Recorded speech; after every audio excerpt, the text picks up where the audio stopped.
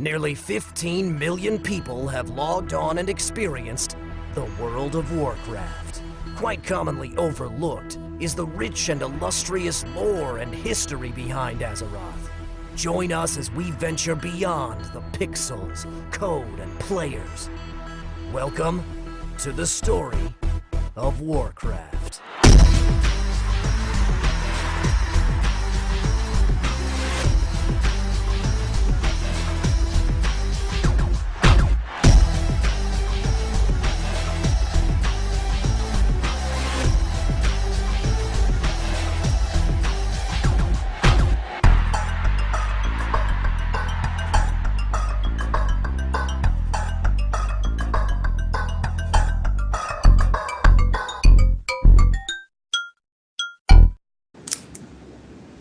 Ladies and gentlemen, welcome once again to another episode of Oasis Lore here on YouTube.com/The Smoking Game. I am Pride, and this will make Don happy. Today, I'm joined by the regular crew of Sun, Howitzer, Jan, and Necro. Why would that make me happy? You're always complaining that I do everyone, like, you know, individually and all that other stuff. Do I? You do. Oh, I take your word for it. I don't remember that. Yeah. Apparently I'm roboting a little bit, but hopefully that'll clear up here pretty soon. Today on the show, we don't have a whole lot. It's been a busy week. We're kind of in a transitional period on the channel and whatnot. We're going to a more standardized release schedule and all this other stuff. We've got a lot of different series and shows and like that are coming out. We're going to talk a little bit about shortly. We'll preview a little bit of that shortly. So we're actually going to do something totally different today, and that is we're going to jump right to the top 10 right to start the show. Get that over with, that good stuff. So Rioris, get it set up because we're going right into the top 10. The top 10 list for this week is top 10 deaths in the World of Warcraft. That means deaths that happened within WoW. So, yeah. Hopefully, this is the fix, guys. Did the roboting go away? Are we good now? No? It started up again. Oh, did it? Let me... Come here. I can't hear you. Ego buddy. The robots. Pride is the robot god of lore. Is this the new Daft Punk album? Yeah. Give me a second. I'm working on it. I don't know what. Oh, I think I know what the problem is. Windows is downloading an update at the moment. Fucking Windows. Yeah. Fucking Windows. I tell you what. Are we still experiencing the roboticness? Yes. Yeah. All right. Give us just 1 second.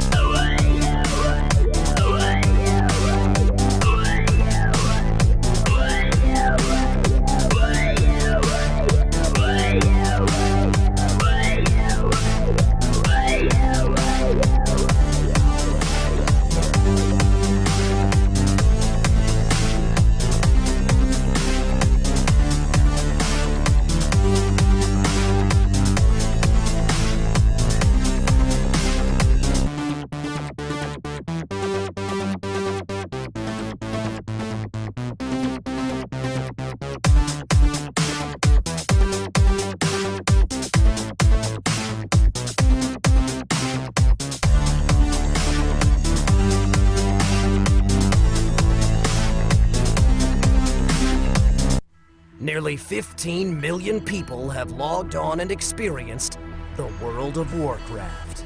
Quite commonly overlooked is the rich and illustrious lore and history behind Azeroth. Join us as we venture beyond the pixels, code, and players.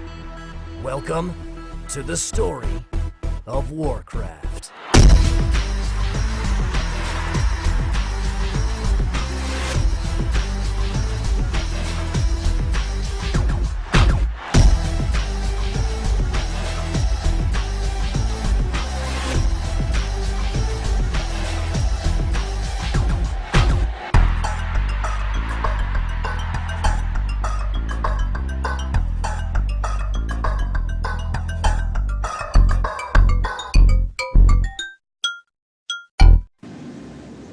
Ladies and gentlemen, welcome to another episode of Await This Lore right here on youtube.com/The Smoking Gamer.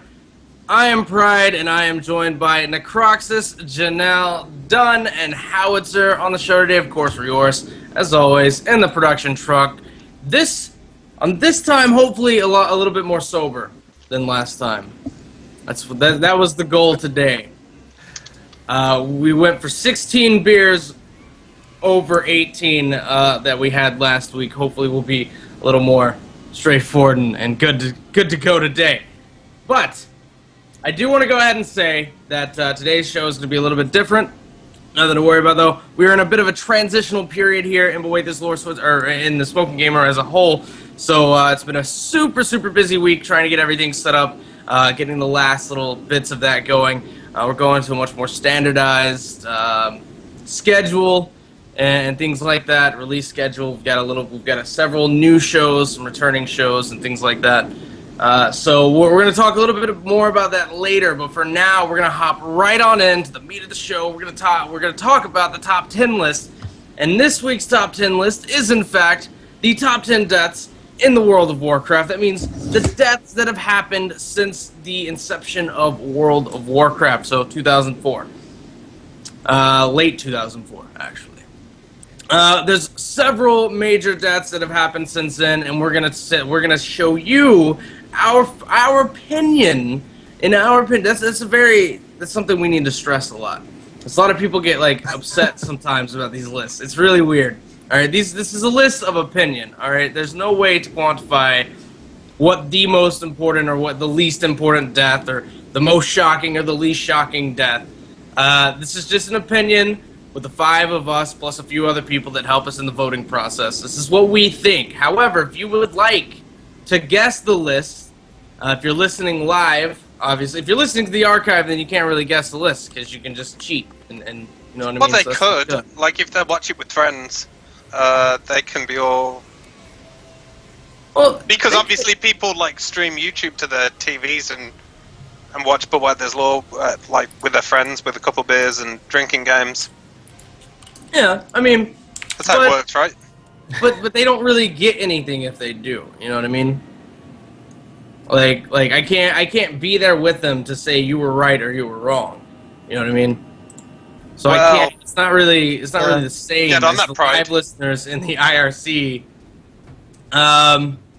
So I mean, there you go. But if you want to guess the list, please feel free. Obviously, starting off with number 10 here in just a little bit, I do want to again point out and stress that this is all a matter of opinion, and don't get all freaked out and like send me ridiculous emails, which has happened twice now. Ridiculous emails about the way that the list is set up, and that we have a biased outlook. Of course, we have a biased outlook. There's 2 hardcore Horde guys, 2 hardcore Alliance guys, And Jan. and then Jan. So, you know. And that chick over there. So, I mean, of course, it's all skewed in one way or another. So, it's not a big deal. It's for fun, and it gives us an opportunity to give you a little bit more depth to the show, a little bit more lore outside of the topic that we're talking about that day. So, let's jump right on in. Janelle, tell me who is number 10 on the list of the top 10 deaths in World of Warcraft. Number 10 is Malygos, the blue dragon aspect. And we're once again going to tell you about him dying. So... Have we not done that enough? No, we haven't done that enough. We're going to do it again. So Malagos, obviously, I just said it, is the blue dragon aspect. He went crazy during the War of the Ancients. And then finally became sane again as Wrath of the Lich King launched. He woke up, so to speak, and decided that all these freaking humans and gnomes and blood elves and everyone using magic running around Azeroth were a threat because they were going to bring back the Burning Legion. And his response to that was, okay, kill them all. So that's what he proceeded to try to do. He took the, what do you call it? Arcanonomicon. Yeah, that word I can't pronounce. The what, sorry? It's the Necronomicon. You stick arcane in front of it, and that's what it is. I Yeah. think you're just making up things now. Oh, it's an actual thing. No, he took the Arcanimal what's-it and used it to change up all the ley lines and try and kill all the humans and, mortals using magic. And when Alexstrasza found out about that, she went, no, he has to stop that nonsense. And she sent the players into the Nexus to kill him. And we did that, and he died. And the first dragon aspect, at least that I know of, his death, is number 10 on our list. Indeed. I totally did not know this thing was a thing. The Arcanimal what's-it? That's a thing. The Arcanonomicon. Indeed. One thing I noticed when she was doing this, because it's just the four of us up there on the screen right now, straight up noticed that me and Necroxus will nod our head in agreement and stay engaged to the show. Dunn and Howards are just At least they look at the camera now. No, I was looking at the various chats because I took that role too. And actually, we're talking about Deadpool in the IRC. I can get behind On that. topic. You were right, Pride. They're on topic. indeed. Always. Well, this will certainly get Howitzer engaged. Howitzer, who's number 9 on the list of top 10 deaths in World of Warcraft? Number 9 is Sylvanas Windrunner. Of course, she's died twice during the World of Warcraft. And so I think we made it a personal, at least from who I talked to, we made it a personal thing to just include the last one, the latest death, which is her death in Silverpine Forest at the hands of Lord Godfrey, I believe, is the one who actually pulls the trigger on that one. I think it was, yeah. Basically, after the Gilneans do a counterattack, after the Forsaken fail to capture the Gilnean city, she has a plan. She brings in the Valkyrie, she brings in some Orcish reinforcements. She's about to basically use these to resurrect all the dead people and take back Gilneas as her final strike, knowing that this plan cannot possibly fail. However, Lord Godfrey just kind of, I wouldn't say tricks her, but kind of goes up behind her and shoots her in the back of the head. So she's pretty dead at that point. Yeah, and at that point she has to sacrifice 3 of her Valkyrie to bring her back. So the reason why she's on this list is because it's arguably so that if this wouldn't have happened and if she would have actually had Lord Godfrey not kill her and go along with her plan, that she could have taken back and won the Gilnean city, to where Gilneas would have been no more along with that entire Worgen race. But because that didn't happen, she then turns her attention to the Arathi Highlands, which she then proceeds to take over. So really, there's a lot of territory that was decided just by that act of him killing her. So her death, even though she was quickly resurrected, changed the fate of all the territories around the Forsaken and the battle plans that took place in the war. Which is how come she's on the list. Very nice. I tend to notice things when we're doing the top 10 list. I notice that our top 10 list is green and orange, like a yellowish orange today. And I notice that I am drinking out of a green cup, and that Necroxus is drinking out of a yellowish orange cup. All according to plan. That is fabulous. Alright. Let's see. IRC, have they been talking about who possibly number 8 is? Talking about Deadpool. Yeah, they're still on Deadpool. Someone said Kael'thas. Well, it is not Kael'thas, but Necroxus. You know thank who God it it's is. not me. Oh God. You know who it is, Necroxus. I do know who it is, but before, Tell can I us just who- say... What? Can I Go just ahead. say, Sylvanas' death scene was like my favorite moment in Cataclysm. It Yeah, was. shut Godfrey up. just popping right in her crown. I was like, yeah! That was Okay. pretty amazing. It was the only bad part about that is the ending when she, came back alive. Well, she can never die because fucking Sylvanas and she wins everything. Right. So, with that said, who is number 8 on the list, Necroxus? Number 8 is Illidan Stormrage, which, if I had to guess, I think people would put him higher on this list. I would right. assume people would think that. He's But- actually right where I voted him, right there, number 8. I think that's where I voted him around there too. Yeah. Anyway, Illidan Stormrage is number 8. We've talked about him several times now. He, all the things he did. He helped. He was flipping back and forth during the War of the Ancients, basically just trying to figure out. In my opinion, it seemed like he was siding with which side he thought was going to win as the battle was going on, but ultimately decided to save Tyrande because he's a sucker for her. He got sent to prison because he made another Well of Eternity beneath Hyjal. He was guarded by Maiev. He eventually is released by Tyrande, which pisses Maiev off to no end. Along with some other people. Oh yeah, along with quite a few people, including his brother Malfurion. Eventually, he tries to destroy the Frozen Throne in Northrend, even though it was a good thing that it would have happened. Malfurion was all like, "No, the land would have been destroyed," and blah blah blah blah. So eventually, we chase him to Outland. For some reason, I still don't get. He's a bad guy in Outland trying to kill us. Eventually, we track him down to Black Temple, where he dies a very gritty and unfulfilling death, in my opinion, where he just gets killed by Maiev at the very end. And I think it was fitting for the character, but for me as a player, I was like, wow. Supposedly gets killed by Right. Maiev. Supposedly. Okay. Well, until they bring him back, which I probably think they are, was killed by Maiev, and I guess that is important because all of his shenanigans in Outland have stopped, but in my opinion, I think it's more important because he was killed based on all the other things he's done throughout his lifetime, and for how infamous he is. So, number 8 is Illidan Stormrage.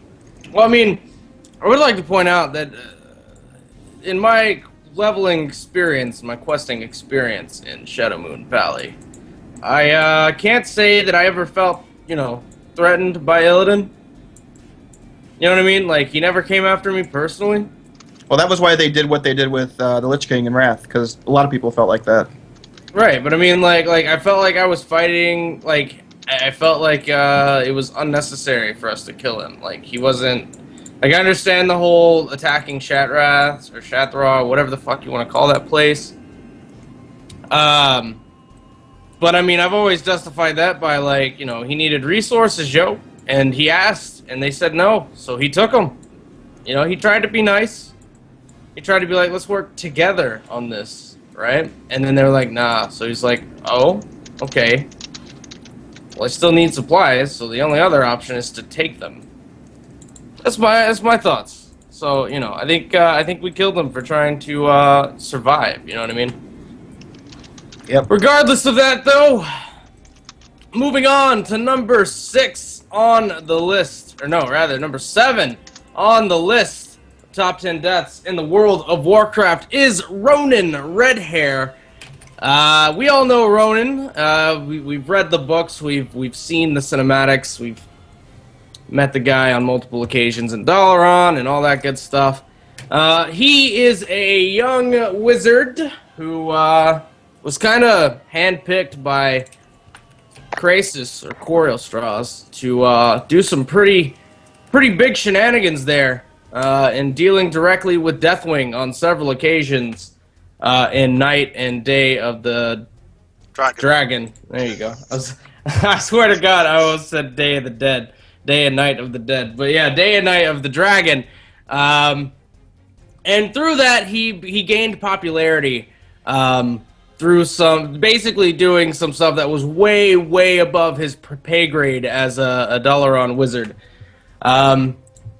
However, he does eventually, through all that and some other shenanigans that he does, he finds himself in a position to be the leader of the Kirin Tor. And of course, as we know, the Kirin Tor has a non-aggression pact with both the Horde and the Alliance, basically saying that they won't get involved with any hostilities between the Horde and the Alliance. However, there's this one particular point in time, not too long ago, where Garrosh Hellscream basically says he's going to destroy Theramore. And Jaina Proudmoore, of course, being the leader of Theramore and a wizard mage herself, runs to the Kirin Tor and is like, yo, we need help. If you don't help, we're all going to die. And, of course, there's a little bit of argument back and forth between everything, and eventually it is agreed upon that doing something would be bad, but not doing something would be a lot worse, because it would basically be saying that Garrosh is correct in doing what he's doing. And so they agree to send a mage by the name of, if I can remember... Oh, God, Talking about the little gnome girl? Thalen Songweaver, I believe, right? Oh, that guy. Yeah. Yeah. Thalen Songweaver's told to go down there and kind of, see what he can do. Turns out that Thalen there is actually a spy for Garrosh Hellscream and basically helps Garrosh Hellscream break in and start, fucking up Theramore there. So, unfortunately, Aetha Sunreaver and Ronan Redhair have to kind of intervene, and at the end of the day, Ronan kind of wins. The Council of Six and all the Kirin Tor mages kind of fight back the Horde initially, but then they see this gunship or something along those lines coming around the corner there pretty fast, and Ronan looks up and sees a massive mana bomb. He realizes that everyone there is about to die, and not only everyone there at the keep, but in the surrounding areas as well. This is a pretty massive bomb. This is not a simple, boom. This is a boom. Big boom. Yeah, big bada boom. So Ronan basically comes up with this idea that the tower of Jaina Proudmoore is, pretty magically reinforced, and so he basically pulls the mana bomb towards the tower, and just before this thing explodes, he pushes Jaina through a portal and all that good stuff. And the mana bomb explodes, and Jaina, peering through the portal on the other side, basically sees Ronan turned into a pile of ash. Cease to exist. Pretty quickly, I might add. So basically, Ronan saved 99% of all the people in Theramore and the surrounding areas, and sacrificed himself for the better of the mortal races of Azeroth, and to, say no to Garrosh Hellscream. That was probably the biggest fuck you to Garrosh Hellscream. One of the biggest fuck yous to... That's what we should do. We should have a top 10 fuck yous to Garrosh Hellscream. Like, people who have just, fucked up Garrosh's plans. I'm going to abstain from voting. We can put Anduin on the list, because everyone seems to hate him, and I will vote him a 10, just to piss everybody off. Fuck him, no one Anduin likes him. himself is the fuck you to Garrosh. He breaks that bell. I was Anduin's like, you're birth fucking was awesome. like Varian was saying, fuck you, Garrosh. I don't know you yet, but fuck you. I know, that kid's got balls standing up to the war chief. In my opinion. Yes, put Karen on the list. I agree. Yeah. Right, So, there you go. That is number 6 on the list, Ronan Redhair. A sad end to a great character, in my opinion. I know that not everyone shares that opinion, but I like the character. In the meantime, though, we gotta go down to number 5 on the list of top 10 deaths in the Number world 6, of Pride. Warcraft. Or number 6 on the list Of it's because these fucking numbers here are like one below, so I just read Fucking it. From the numbers. side. Yeah, numbers. Fucking Man. numbers. How do they work? Number 6 on the list of top 10 deaths in World of Warcraft. Done. Okay, so here's the deal. Actually, I just received a private message on IRC from But Where There's Law fan 286, and it says, done, number 6 is Kalthus. I'm like, how the hell did you know that? Because that's who it is. No, seriously, before I talk about Kalthus, is that one of you? Because that, like, sort of freaked me out a bit. No, not me. Okay, so But Where There's Law fan 286, stop hacking ass shit and spoiling the top 10 list for everyone.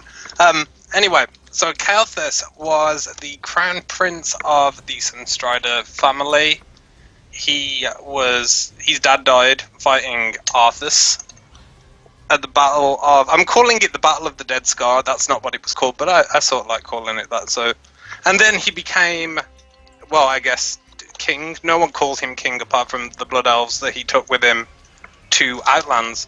He did go to Outlands. He was best friends with Illidan for a while before deciding that Illidan wasn't delivering what was promised, which was a cure to the magic addiction, and he sided with Kil'jaeden instead.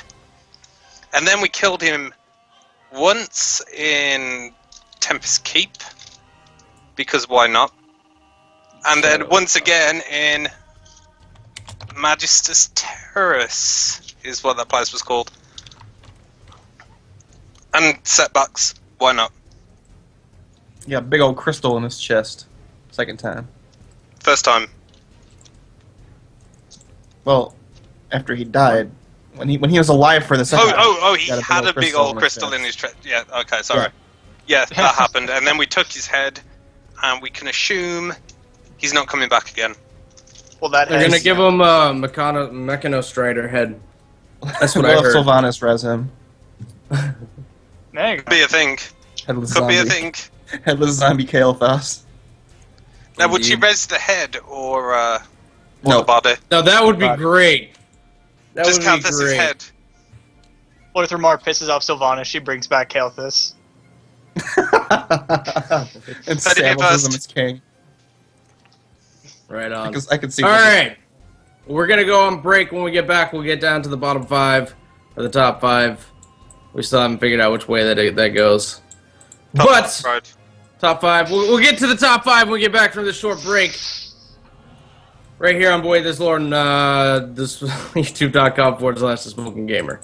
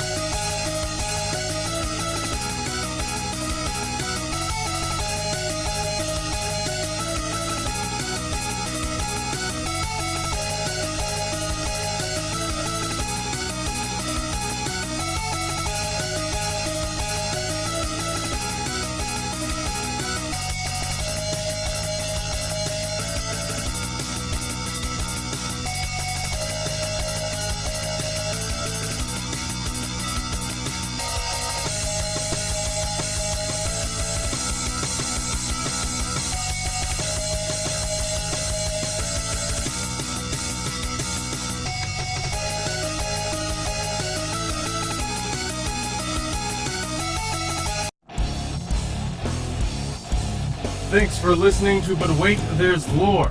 Show your support in the real world by picking up one of our brand new Season 6 But Wait, There's Lore series t-shirts, only at printonblack.co.uk.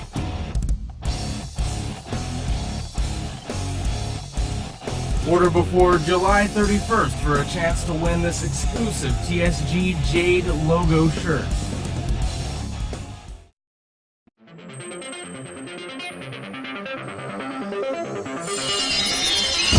Hello and welcome to the Oddscast. Some people think that the art needs a little bit of polish, but you know what? Mechanics totally make sense. Gentlemen, my name is Total Biscuit. Welcome to the content patch. Hey, how's it going? You ready? This is ATS Gear back to some more StarCraft 2 or Heart of the Sport. You're watching Day 9 TV, where you learn to be a better gamer. Alright, everybody, welcome back. Super, my guys, be prepared for the end. Hello, everybody. Markiplier here. We just hit 300,000. I'm not so proud. Hello there, everybody. Welcome to another sensation.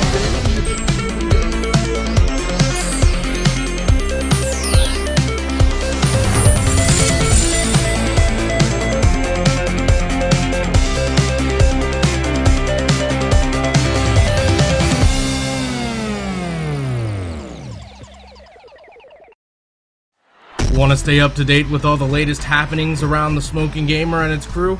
Well, be sure to follow us on our various social media platforms, including Facebook at facebook.com/TSGamer, twitter.com/Pride1G, or simply at Pride1G. You can also check us out on a Nook at anook.com/page/TSGamer.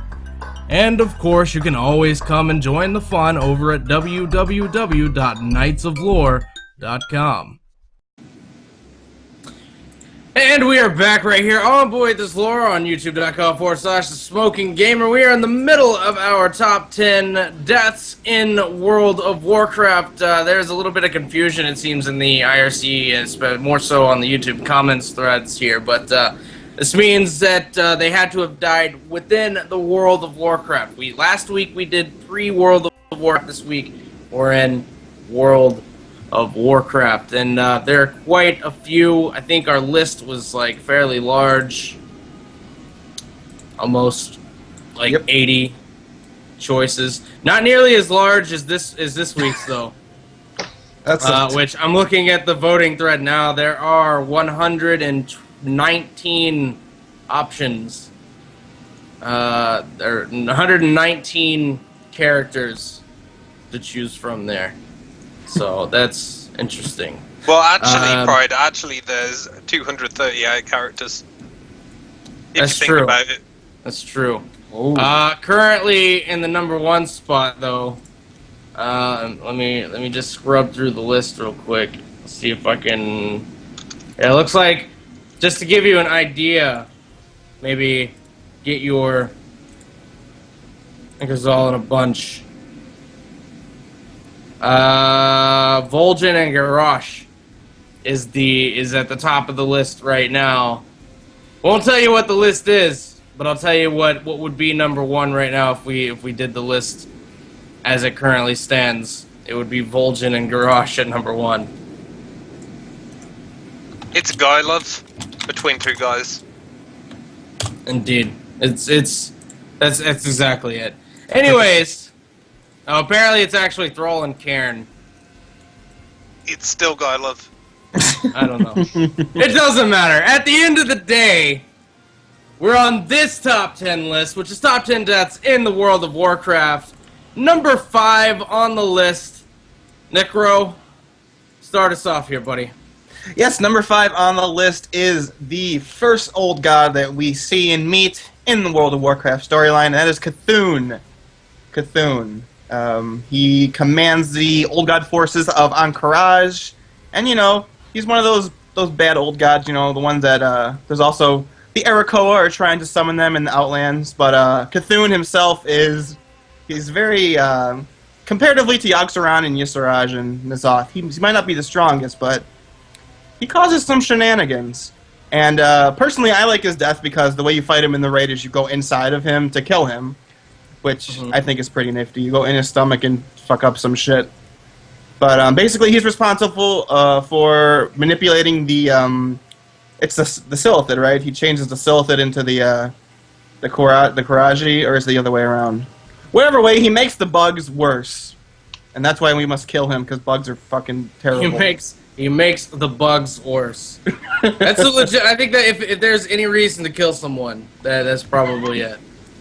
So when you're making super bugs, you gotta go. So that's Cthulhu. He dies in vanilla when we squash his face. Indeed. Indeed. I'm not entirely convinced that Cthulhu has a face. He has a Well, very large eyeball. eye. Yeah, he had an eyeball, that's for sure. Poked him in the eye. No, Yogg Saron, that guy's got a face. Gotta put him. Indeed. Jen! Jen. There's Janelle. Yes. Bring us in. Who is number 4 on the list of top 10 deaths in the World of Warcraft? Number 4 is Bolvar Fordragon. He was kind of dead. I disagree. He's kind of dead. votes. So, the votes say that he's dead enough. So he made it on the list. For those who don't know who Bolvar is, he was the guy standing next to Anduin in the keep for most of this frickin' game.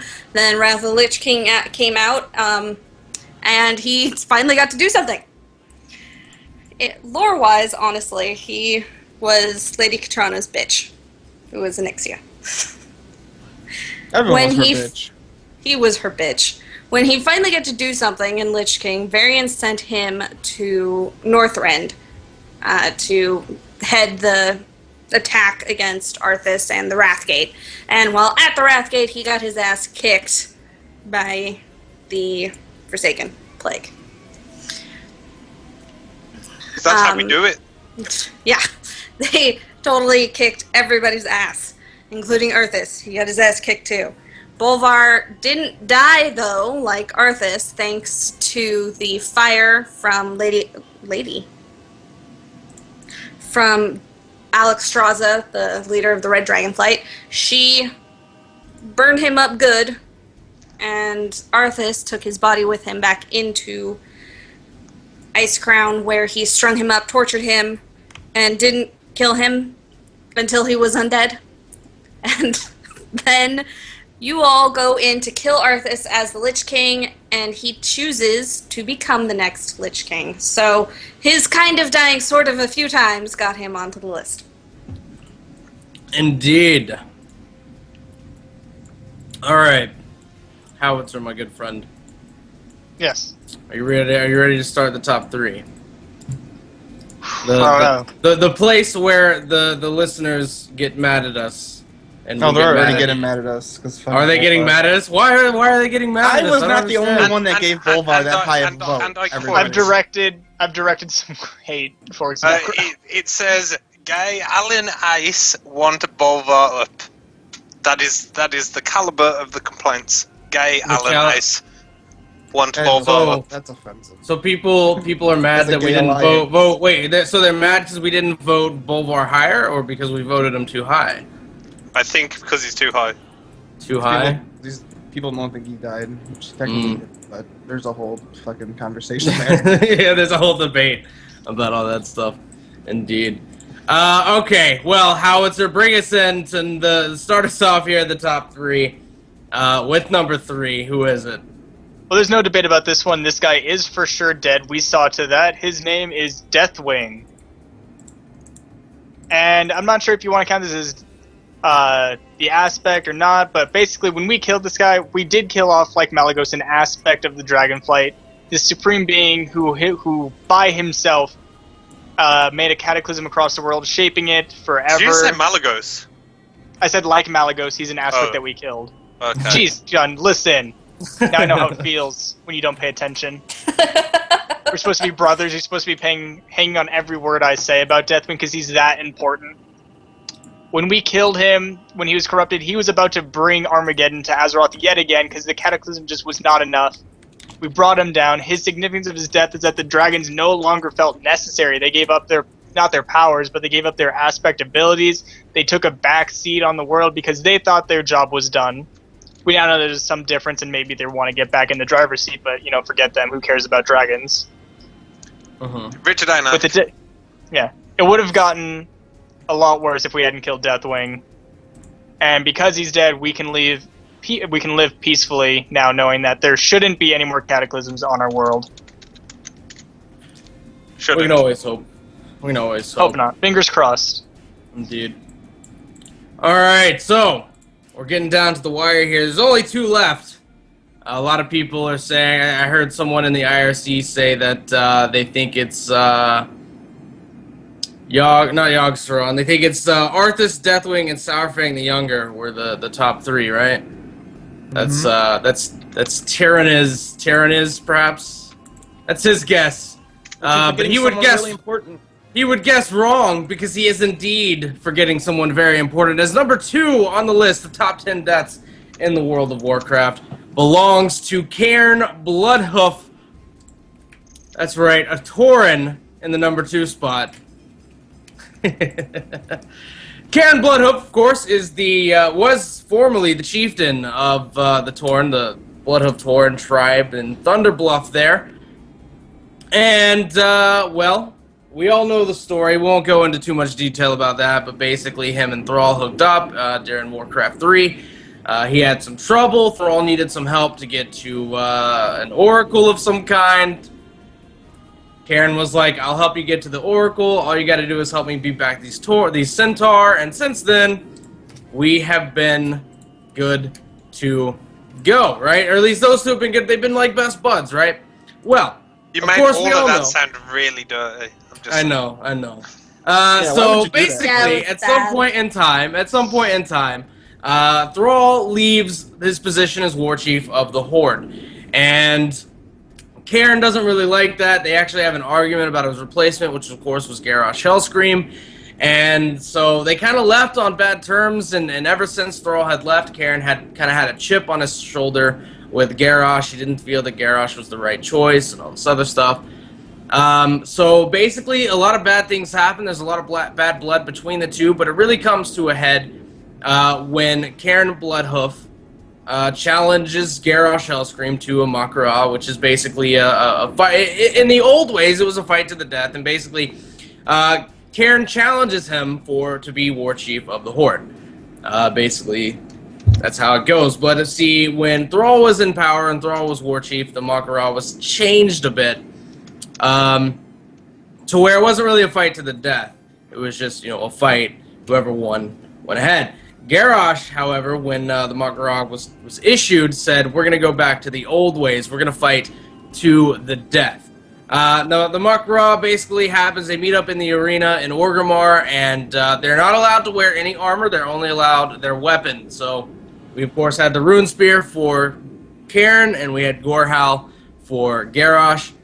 And they are supposed to get receive blessings from shamans. Well, we had Magatha Grim Totem, blessing, and I air quote blessing, because it wasn't a blessing at all, it was poison. She put poisoned oil on the blade of Gorhal, and during the fight at some point, Garrosh basically snapped the Rune Spear in half and cleaved Cairn's chest a little bit. Not too bad. Not enough that it would actually kill him, the blow itself. But because of the poison that was on Gorhal, he began to feel really weak.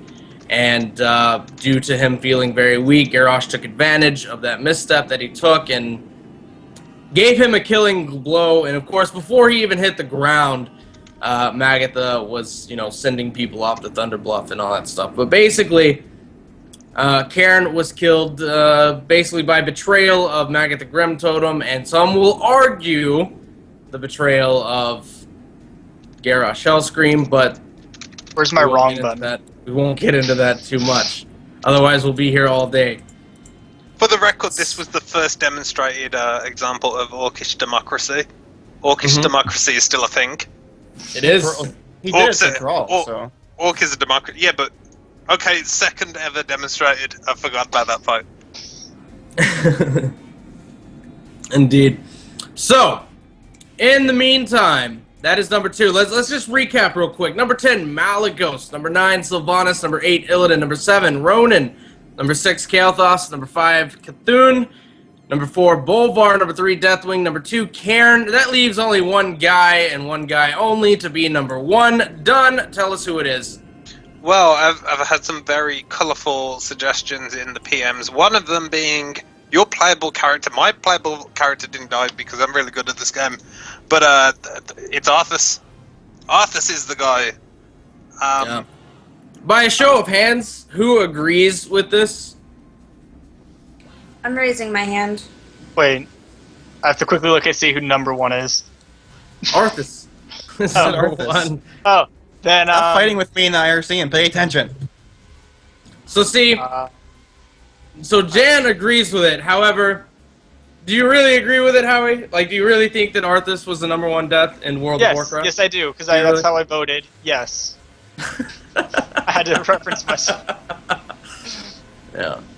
All right, so 2 of the 5 thought that this was correct. I guess you guys are the ones that skewed it to make it so. I don't agree with it at all. Hey man, I voted But, I voted running a 10, so Give him a 2. I gave him a 10 as well. I think. I don't remember. You gave Anyways, You gave- so Dunn, Yeah, tell us 10. about Arthas and his death. well, Jan did it already earlier when she was talking about Bolvar. Yeah. My bad. Kind of true. It is kind of What's true. the significance? So, Arthas, yeah, if you want to find out about Arthas, rewind a little bit and listen to Jan talk Well, about I didn't Bolvar. say how Arthas died. We killed him. We killed him dead. No, we didn't. We didn't kill him. No, we Would've didn't. been Actually, the truth is Tyrion broke the Frostmourne with the Ashbringer, Mm-hmm. and then we'd all died. Like, the brave heroes at this point, Arthas was fed up of us, and we all died. And then Tyrion broke out of some ice, and then broke the Frostmourne. And then the spirit of Arthas' dad came out of the sword and resurrected all the brave heroes, and then we killed him. We killed him dead. And then he said, "There is only darkness before me," or darkness, blackness. I forget which one it is. But it's Arthas, it's just deal If we with hadn't it. have killed him, what would have happened?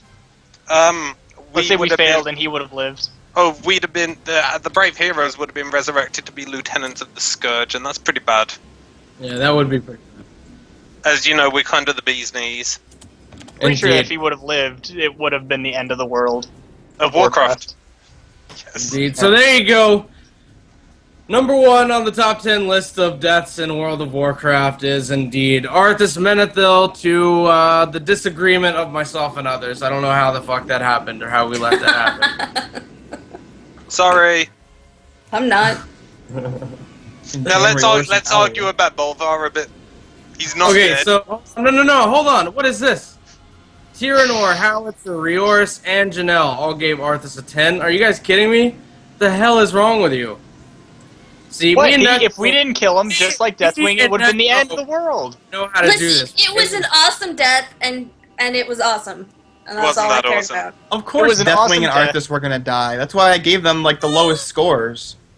Because we knew with the second they were introduced, like they're gonna be bosses, we're gonna kill them. So Indeed. that's how. See, it I works. Actually, like- the first I time like how- Arthas is introduced, you don't know anything about what's going to happen with him.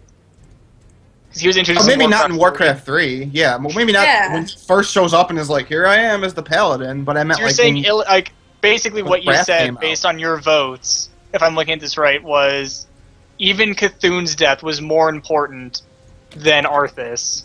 Cairn Yes. dying was more important than Arthas dying. yes, That's how it is. That's how I voted. I voted on the scale of if they weren't dead, how different would the world be? Which I thought how like most people I should have noticed. voted. I like how myself and Necros like votes. It's super similar. Whatever, Howie's right. I think there's Well, no more now- than like a 3-point difference at most between some of our votes, and that's still honest. after you say that, now everyone's gonna be like, "Necro's just kissing Pride death because they're both blind players." And, Yeah. They Right. think there's Hordeism. They Pride, think there's Hordeism. Pride, I've been told by the IRC to tell you to suck it. Mm. I don't know why, I but don't know why. I'm just passing on the message. But yeah, everyone complains about this horde bias, and that, in fact, in some YouTube comments, someone's like, "I don't like these lists; they're bias." And I asked him honestly, The I was horde like, "Well, players. how would you remove the bias?" He's all like, "Just don't count the horde players' votes." not By biased the at way, Me and I Doug were like that idea. Yeah, it's fine. I'm going to Turkey for 2 weeks. Yeah, That's me right. and Ben had completely opposite votes on this, actually. That's true. That's true. Yeah, and Dunn's not going to be with us for like 2 weeks. This is his last show for a while. Yeah, 2 weeks off. Yeah. And then I think Rioris is gone for a while too. And then Howard's gone for a week. Rioris has 2 weeks off as well, starting... Rioris, I believe, is here next week, and then he has 2 weeks off. I'm not sure Don't if worry, everyone else heard everybody. that, but that's true. It's okay, Necro hasn't got anywhere to go. I'll be here every single week to give Bolvar the super high score that he deserves to piss everybody off. I will as well be here. And of course, we'll have some people filling in for Dunn and Howitzer when he inevitably takes it. Aren't you leaving too, Howie, for like a week or so? I'm leaving literally a month from today, so we Yeah. have... Yeah. Everyone, have time. Pride, are you hinting at a... Pride, are Summer you hinting at a vacation. super secret special guest? it's a possibility we'll have a super secret special guest. Hopefully not on my week. I like super secret special guests. I wouldn't be on your week. It'd be on one of Dunn's weeks. I like Good. out here in the IRC, I said I'm going to Turkey, and everyone's like, don't get killed, Dunn! Don't get killed! Wait, is Turkey like? I wouldn't imagine Turkey to be like a super bad. I mean, it's named fucking Turkey. Pride, How bad could it be? are you completely oblivious to world events? Pretty much, yeah. They don't have Turkey in Did it happen? Is it affecting America in any way, shape, or form? Yes. Kind well, of. Yeah, kind of. Are our lives at stake? Well, it's Possibly. Middle Eastern country, so... Are you They might lives do at stake? Probably not. Does America They might think their nuke lives something. are at stake? That's always the fear, right? For everybody. wait, they there's might nuke politics. something. Yeah. Do they have nuclear warheads? Probably. Probably. Dunn's gonna go find them. But yes, what he's doing. I'm on a mission from God. Well, okay. Blues Brothers reference. Thanks for telling So- the NSA. We'll put you on the new fly list. Dunn's not in America. He doesn't get affected by that. I don't care. You'd be surprised. Well, as my name's not done, But I know your name because you gave me your name for the Serenity game. I can't remember my name. Oh God. I do now. I don't do. speak of such things. There you go. That's his full name, middle. Hey, I was gonna prove it. everything. Why'd you That is- have to do it first? Now I can't prove it. Oh, sorry. I'm trying to We know make... Dunn. Pride, you Dunn spelled has a the city middle name named wrong. after him. Oh, I Right, spelled. right, back on topic. We were arguing about Bolvar. Yeah, he's not dead. Why are we arguing about? He's not dead. He's not Probably dead. wants to fight yeah, about it. he never technically died. It was my understanding that Alex Strauss's breath saved him. Like, this is the whole reason he's the Lich King now, is he never died in the first place. If it was most important life being saved, he'd be on there. Because that's what At happened. the He same was time, alive to he's save listed as undead. Yep. So he's dead. Well, that... No, Well, then you undead can means include not any- dead. Did you Yeah. not watch it? How he retcons the law? He's dead. Because then I you was mean about Sylvanas to joke. is... I think I'm worrying about this program now. Well, listen. Speaking of how he retcons the lore, It's coming back. it is coming back Not soon. today. Yes. Next week, I believe. All the fun stuff happens when I go on holiday. Yeah. It's Well, all- July. It's the 28th of June. Starting July, we have like a whole bunch of things coming out. We're gonna have something on the YouTubes every single weekday, Monday through Friday. Friday, of course, is Boy This Lore. That's no surprise. I believe Tuesdays is how he retcons the lore, right? Yes. Is that correct? Yes, it is. Monday is the top 10s and all that stuff, and of course with Hearthstone Beta. Soon, can't say how soon.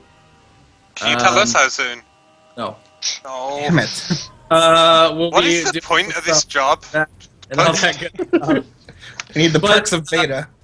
Indeed. I know Alpha's going really well though. Oh, I've been watching the alpha streams. Yeah, me too. Hoping that they'll announce something eventually. Yeah. It's not too soon. It's not within the next week or so, I promise you that. But yeah, we've got that on Monday is the top 10 list, and then on Wednesday, you guys are actually going to get a little preview right now of the series we have coming up on Wednesday, starting July the 3rd, the day before Fuck You Britain Day, right? Or Hey, we You had know. We beat We've the had a British very State. lengthy discussion about this we did. earlier today. Yes, where they said they never tried to. We didn't. Yeah. How many diamonds You did. does America have? None. How many diamonds did Africa have? Many. Who Doesn't also say wanted anything. independence at that time? Africa. It sounds like an excuse after the fact. Yeah, really. There was still a war, so I don't know. War. It's not a real war. Mm-hmm. Because England didn't win, so it doesn't count as the real war. Yeah. No.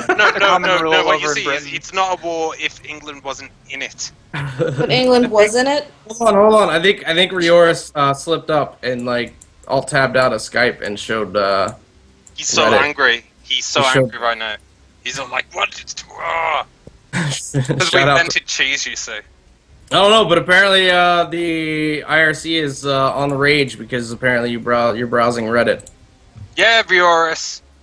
while the show is happening. It's very professional of you, Rioris, to be Yeah, sitting Reddit. there looking at r/Gone Wild while we're sitting here putting on a No, lore. Pony what it gone was. wild. Pony's Wait, gone what? wild.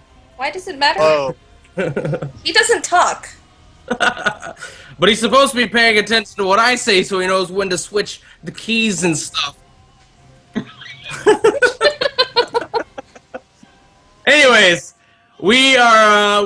The point of this whole thing is we're about to preview the returning series Azeroth Lore Tour right here on But Wait This Lore. This episode will be out on the 3rd of July, and after that, the following weeks. There should be one every week, every Wednesday, from now until the next, I think, it's 9 weeks or so. Anywho, Rioris, get us started on that.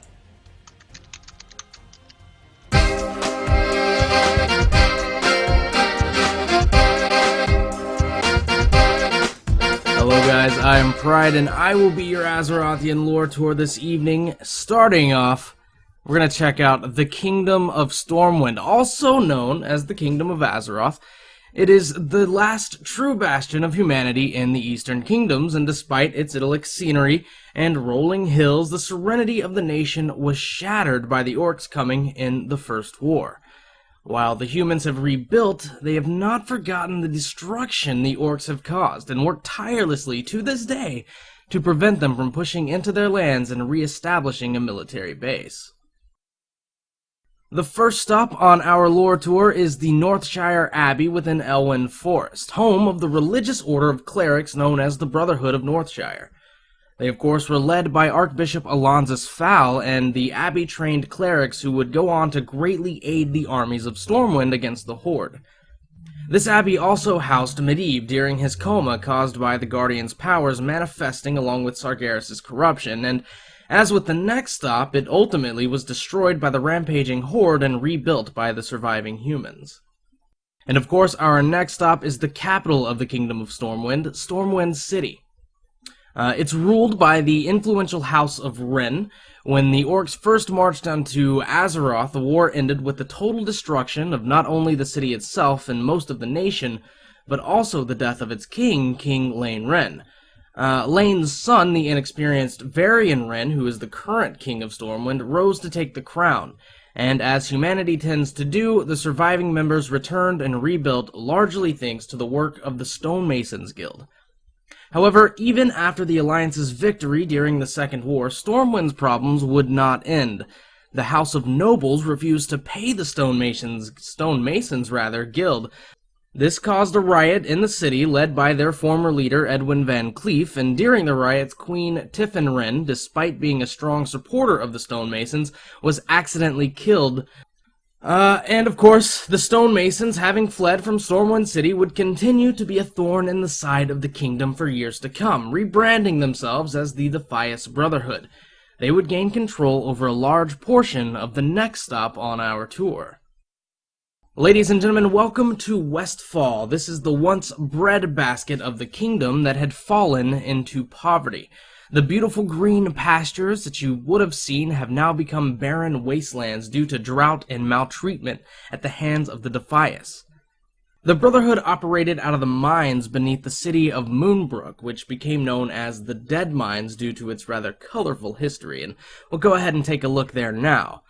You see, prior to the First War, Moonbrook served as the focal point of the farmlands of Westfall, and the Dead Mines were the greatest gold-producing center in the kingdom's lands.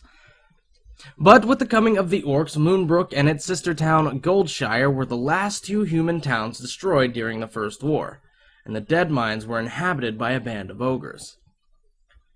Eventually, the Defias would come to inhabit both the city and the mines, and use the location to strike out against Stormwind's government, pushing all the way into Elwyn Forest.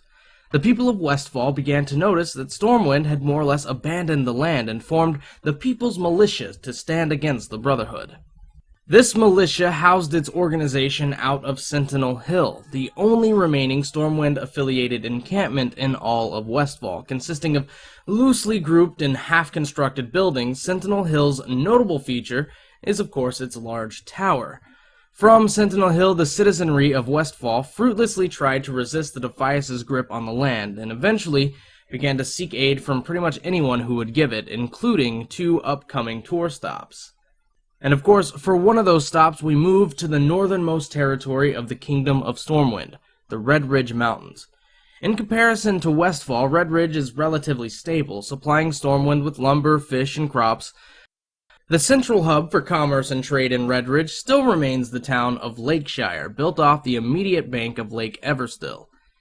As was true with Westfall and Elwyn Forest, though, the First War saw Lakeshire's destruction, and with the same tenacity as its sister towns, Lakeshire would see itself rebuilt as well, even if the bridge took nearly 7 years to be finished.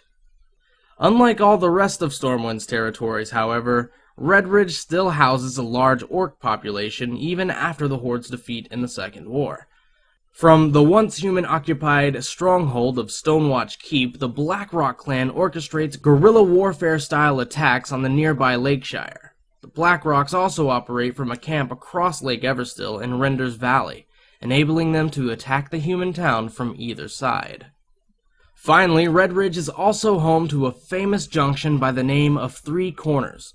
The crossroad splits 3 ways and leads to each of the shires within Stormwind's borders: Goldshire and Elwyn, Lakeshire and Red Ridge, and the upcoming tour location of Darkshire and Duskwood.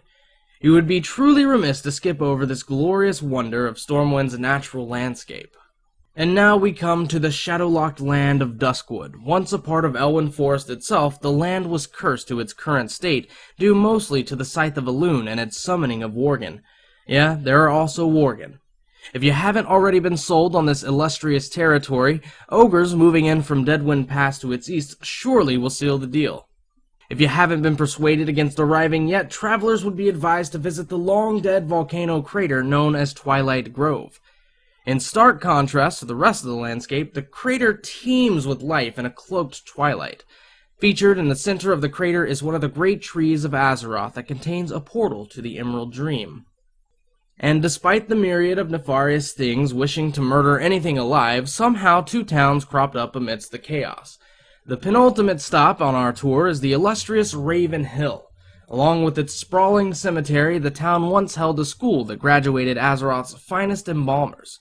At least until the dead buried in the graveyard decided to rise up and murder everyone in the town. Those that survived found themselves unable to fight for their loved ones, and fled to our final stop on the tour, Darkshire.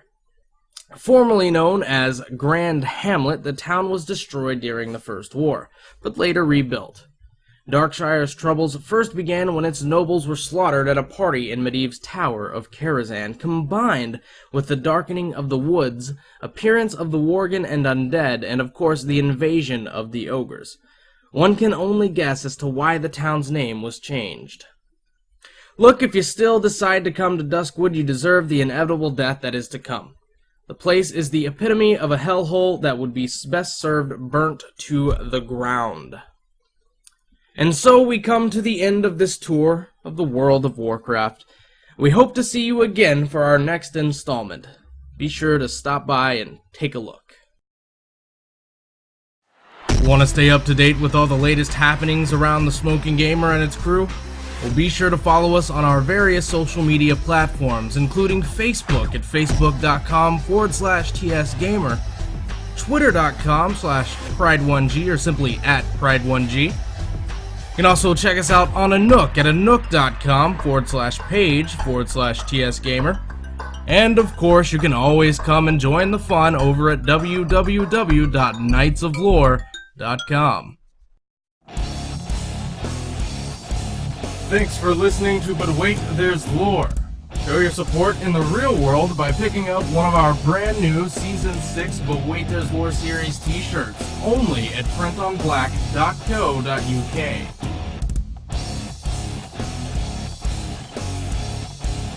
Order before July 31st for a chance to win this exclusive TSG Jade logo shirt.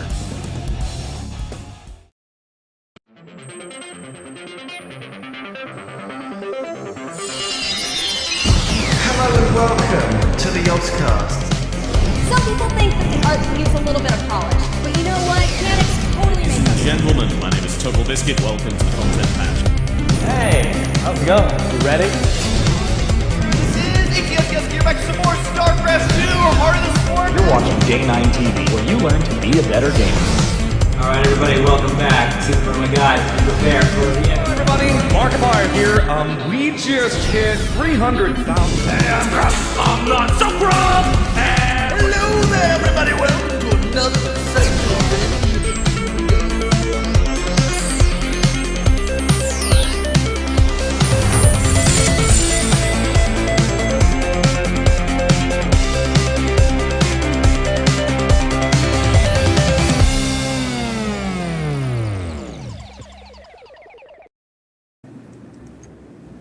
Ladies and gentlemen, we are back once again right here on the But Wait, There's Lore on youtube.com/The Smoking Gamer.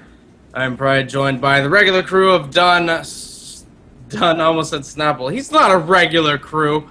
Dunn, Howitzer, Jan, and Necroxus. I just want to note, alright, we're about to get into our question and answers. I promised you guys we'd have a little bit more question and answer time because we didn't have any Q&A last week. So, we set aside some extra time for that. So make sure if you're listening live, you get your questions in to Dunn there in the IRC. If you're not listening live, you're listening to the archive, you send us an email to lore@omfg.fm. We do understand that that email was down for a little while due to a mess up by Blondie, the owner of omfg.fm. We don't hold it against them, but if you did send us an email within the last probably month or so, we did not get that email, so you need to resend it. Fucking Blondie. Outside of that, yeah, well, it was a problem with the forwarding. It was because, like, we don't actually check lore at omfg.fm. We have a separate one. It's a weird system. But anyways, we just didn't want to change it because people go back and watch old episodes and then send us emails, so we just kept it the same and forwarded it. Outside of that, though, I do want to mention that once we're done recording this, because we're live right now on YouTube, once we're done recording it, it will be the 300th video on The Smoking Gamer. So let's all round of applause. This one? Yep, this one will be the 300th video. Hooray! Yeah. And it will stand against the... Oh shit, what's the quote? Get back to me, I'm thinking. I'm trying to remember the script at 300. Also, in terms of the Persian Empire, that's it. Also, in terms of milestones, this is Season 6, Episode 7. On Season 6, Episode 13 will mark the 100th episode of But Wait, There's Lore. If you don't include specials, if you include specials, then it'd be the 10th. It'd be the 10th. I'll be back for that one as well. But yeah, the 13th episode of But Wait, There's Lore Season 6 will be the 100th episode and roughly 200 hours of lore podcastedness. Which is a lot. That's a lot of fucking hours, dude. Yep. That's pretty intense. So, yeah. Also want to remind everyone that you can email Snapple Monkey. He needs your questions about magic, anything regarding magic within the World of Warcraft universe. Send those to snapplemonkey@gmail.com. He's got a series coming up basically dissecting magic and getting into the finer details of magic and how magic works and all that other good stuff. So send your magic questions over to snapplemonkey@gmail.com. Done. In addition, send him the question. Ask him about magnets as well. Snapple will think it's hilarious. Yes, It will really people brighten up his day. Man.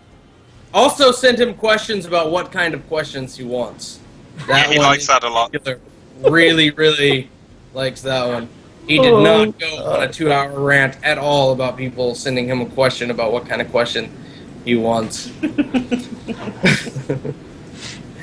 Anywho, done. Do we have some IRC questions? Let's get this ball Yeah, we rolling. got quite a lot. First question I'm going to ask, it isn't about WoW lore, but it is also it is about a thing that we do on the channel, so I'm going to put this here first.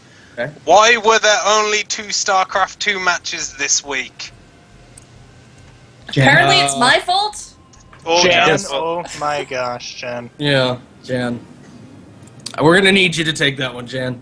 I still don't fucking play this game. I don't know. Because I don't play this game. That's why. There you go. There you go. No, That's the end, you guys. in all honesty, I think there was like scheduling issues with Snapple and Howitzer, and then we just, because they couldn't There weren't any get together. scheduling. Oh well, Howie, I was trying. Basically, Howie's sick and tired of losing the game, so he's like, I'm just not going to play anymore.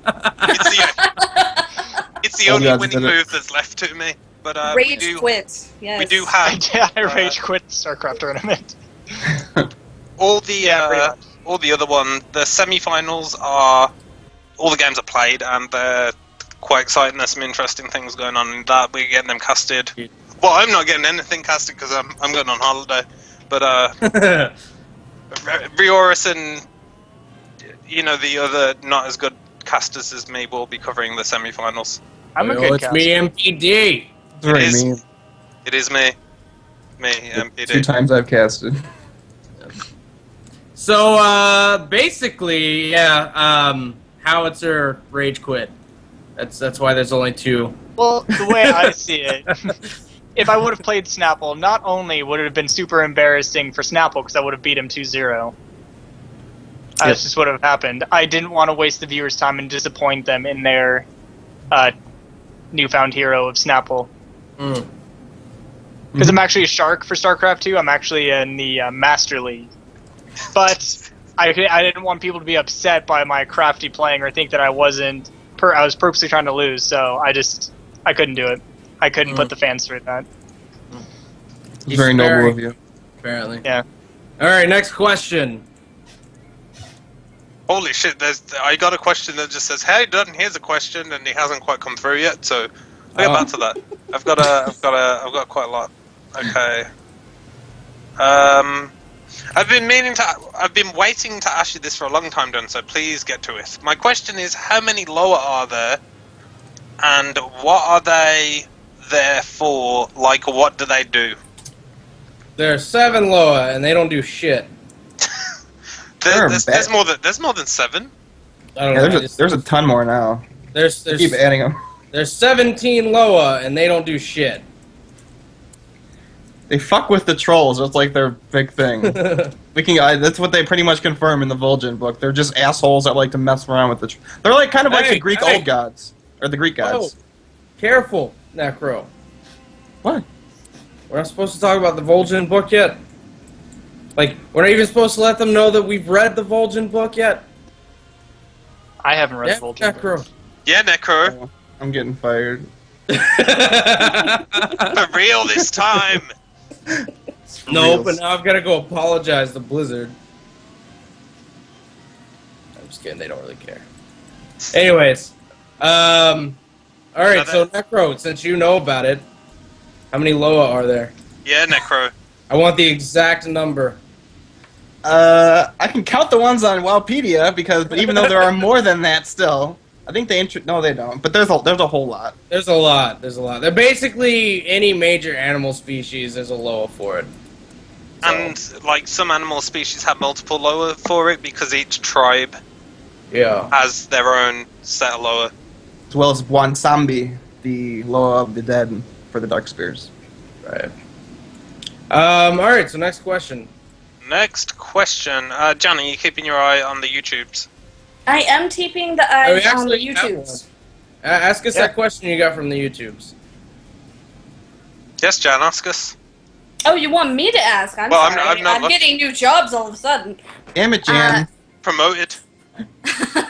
Zagnut Jones asks, do you think Rathian is going to try to destroy Azeroth? No. Yes. Yes. No. Yeah. I don't know. I'm still sticking with Howie and mine's theory. It's gonna I think happen. it's a great theory.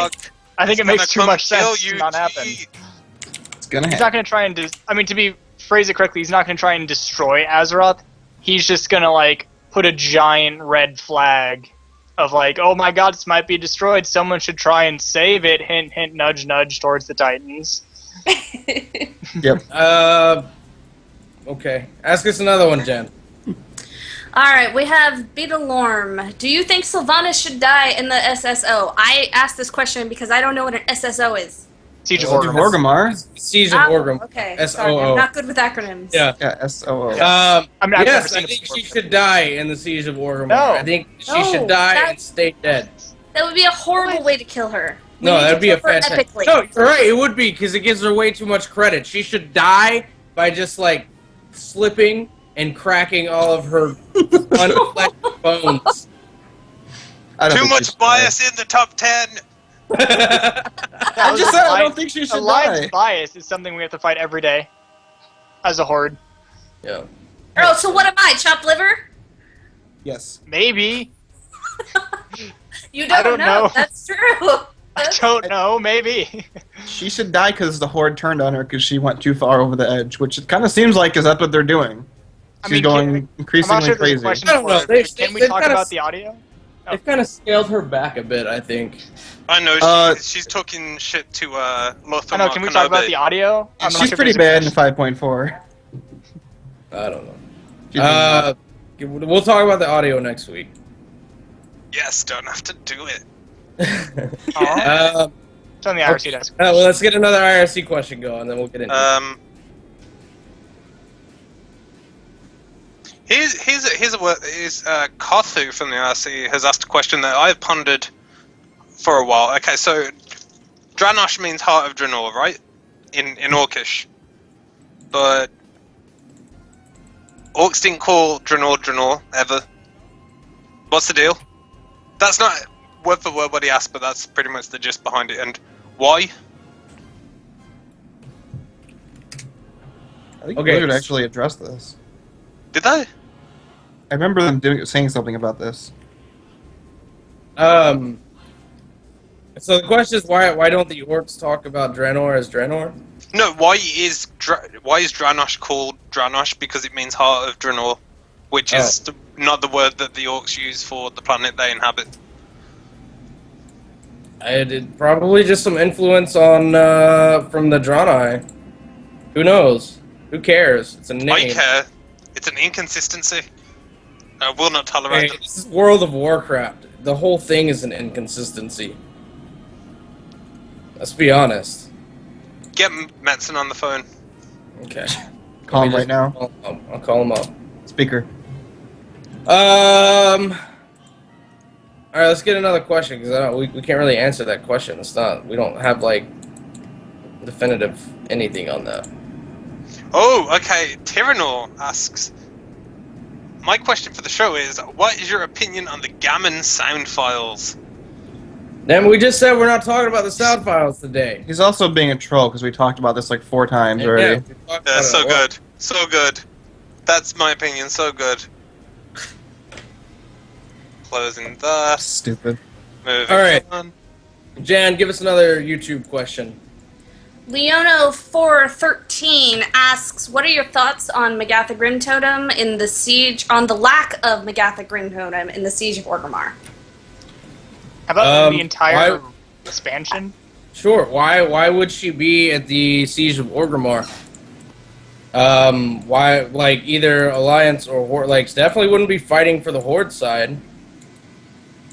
Do you honestly think Bane would, like, just let her chill out and fight? Do you honestly think that Garrosh should let her fight? Yeah. At this do you point, hon- yes. I think No, she would. I think it would be a really good time to stab some bitches in the back. That's true.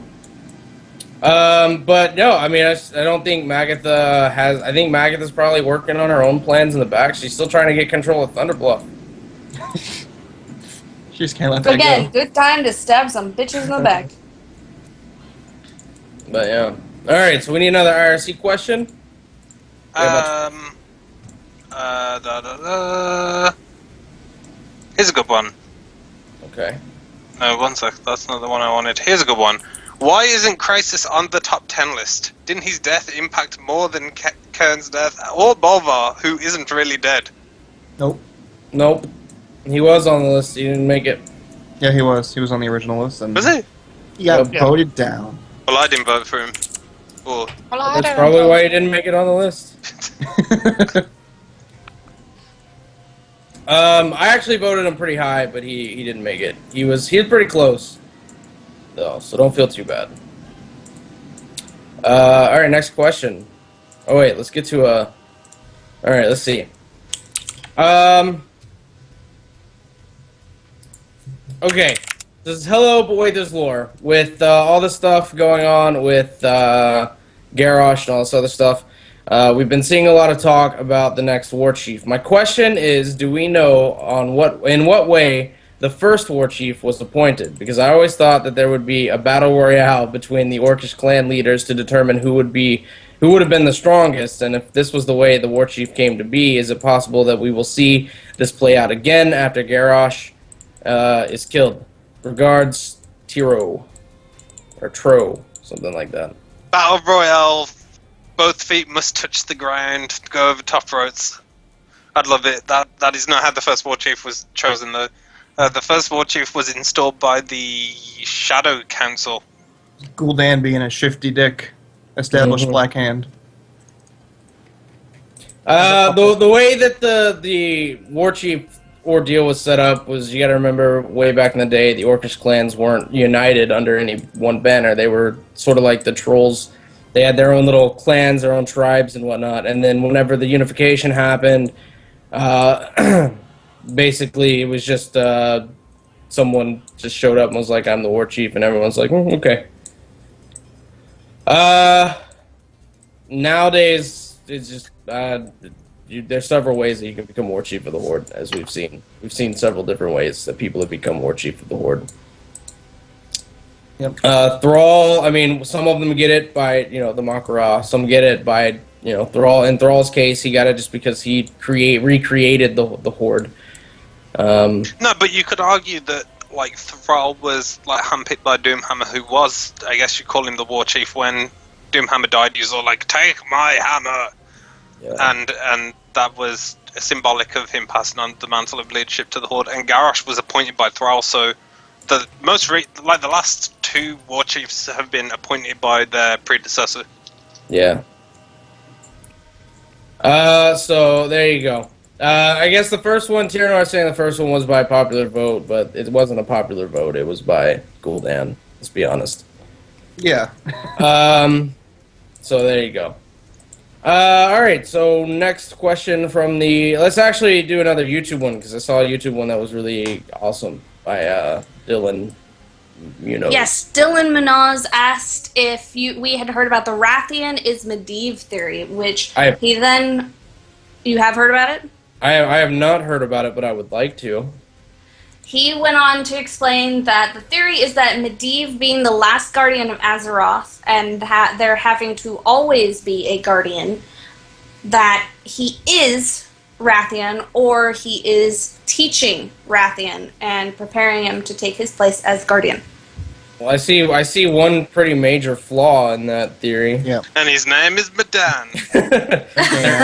There is a guardian of Tirisfal, and it's the son of Medivh, Medan. Mm-hmm. It'd be kind of cool if Rathian was Medivh, but that doesn't really make any sense. Sorry. Next YouTube question. Do we have another one? I have one that I found very curious. Cobra Commander wants to know who the shirtless guy walking behind Pride a few minutes ago was. That would be my cousin Emery. All right. Lord, cousin. Confirmed. More on topic. We have Daedalus 2121. What is your favorite zone in WoW, and why is it your favorite? Oh man. Oh Jesus. I like. I can answer. Okay, go for it. My favorite is Westfall, and it's my favorite because of all the times it's changed and the story that's gone on there since the beginning, which has affected so much of the, in my opinion, Alliance lore. That's a much deeper answer than I'm prepared to give. Mhm. It has always been my favorite zone. Mine is Netherstorm because I like the idea of it. I like what happened to it. I like what Kael'thas was doing to it. I think it was cool. I guess I will go now. I like very precise parts of like Hydril, because actually any area that triggers the music, Night Elves from the Cataclysm soundtrack, I like that place. I really like that piece of music. So yep. Howie? Oh, mine would be, I can't believe I'm forgetting the name of it right now. Darkshire is the city in this place. Duskwood. Duskwood, that is my favorite place.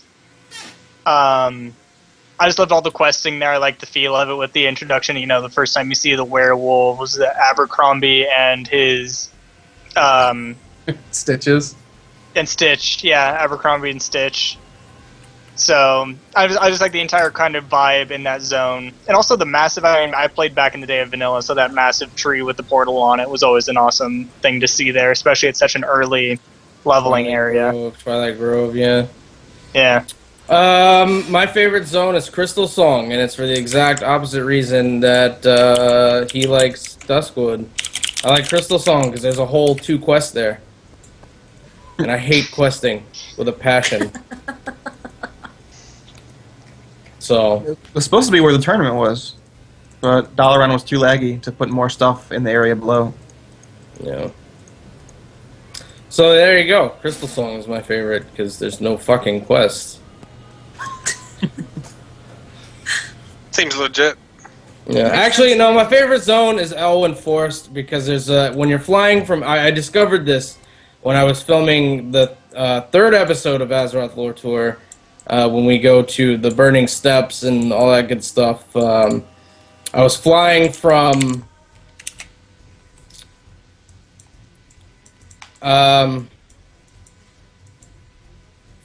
Stormwind over to the Searing Gorge, I think, and I passed this little house that had like a bunch of little bitty sheep surrounding the house, and inside the house was a gnome just sitting by the fire, and I've now made that my home. Every time I basically when I log out, I now teleport to Stormwind, and then I fly up to my house and I go chill with my gnome friend.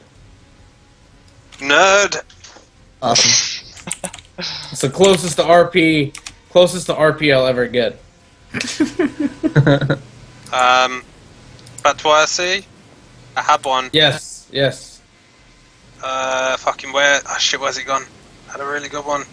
Okay, I like this one because this is similar to the guy who sent a message into the Facebook and said, "Hey, I saw you and Howie on the thing," and then Necro got butthurt because Howie was not on the thing. But this one, but there's Lore Fan 604 says, "Can we hear the theory of Dunn and Howie's about Rathian?" Yes. I think your guys' is a good theory. Honestly, you just heard me say I support it. We had It's another not my theory. question from you. Yeah, it's me and your theory, Necro. Dunn was not a part of it. I don't recall. All right. Well, since it's your and his theory, let's do that next week. I'll put that on the agenda. Okay. So tune in next week, but where there's Lore Fan 604. Or the and other times we've already Cataclysm talked about. 2010. What? Theorizing, what was it, Rathian, right? Yeah. All right. So I mean, we did talk about it like 3 times already, but we could do on it the again. show. Yes. Howie and Necro theorizing Rathian, and then top 10. You here? Because we're not gonna say what the top 10 is yet. My favorite list so far. It is. Terrible. It's terrible, man. Terrible. And then, of course, we got more patch 5.4 audio. Alright. So we got a good show coming up next week. Mostly because Dunn won't be here, so it'll definitely be Yes. good. But, anyways, alright. Who's gonna watch the IRC? You're gonna interest that to how I am. That's How's just never gonna get done. I'm on IRC too. That doesn't mean I only do the IRC because you didn't want to do it in the first place. Like, fuck that. IRC, nah. Alright, so let's get another YouTube question. We'll just bounce back between YouTube and IRC. How about that? Okay, I will. Alright, Game Ocelot asked, I think a twist in the future will be Alex Straza turning on everyone. I mean, she has seen some ish. I think he means really bad stuff, but it would be. I think he means that bitch has seen some shit, yo. Oh.